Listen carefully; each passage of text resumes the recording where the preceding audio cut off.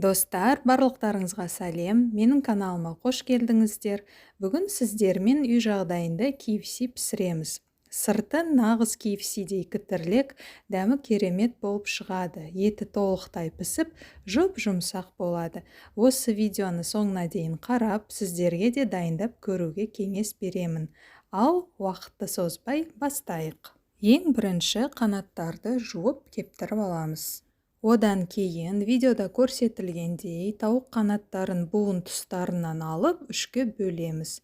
Ұшы бізге керек болмайды. Енді барлығын терең ыдысқа салып, өзіміз маринад дайындаймыз. Ол үшін суға 2 ас қасық сұйық май, тұз, қара бұрыш, қызыл ащы бұрыш және кептіріліп ұнтақталған зімбір қосып жақсылап араластырамыз.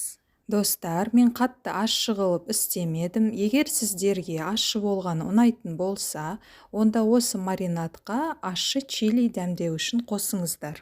Біздің маринад дайын. Енді осыны қанаттардың үстіне құйып шығамыз.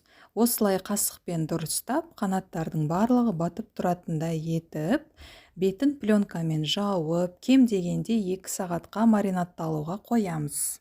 Бір түнге де қойсаңыздар болады, мен өзім 3 сағатқа қойдым. Қанаттар маринадталғанша біз сіздермен панировка дайындап қояйық. Ол үшін ұнға тұз бен паприка қосып, жақсылап араластырамыз. Осы жерде тағы да айта кететін жайт, сіздер ащы болғанын қаласаңыздар, онда панировкаға да чили дәмдеу үшін қосыңыздар. 3 сағат өтті, қанаттар маринадталды. Енді қанаттарды жақсылап панировкаға аунатып аламыз. Одан кейін дұршылакқа салып, салқын суға батырамыз, артынша осылай сілкіп аламыз.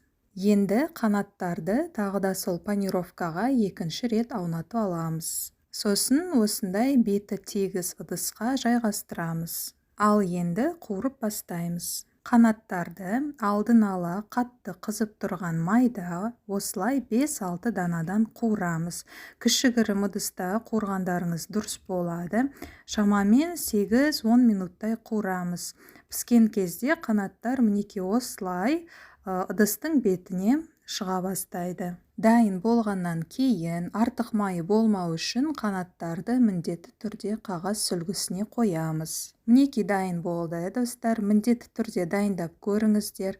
Видеоны қарағандарыңыз үшін рахмет. Сіздермен болған Let's Cook каналы. Аман сау болыңыздар.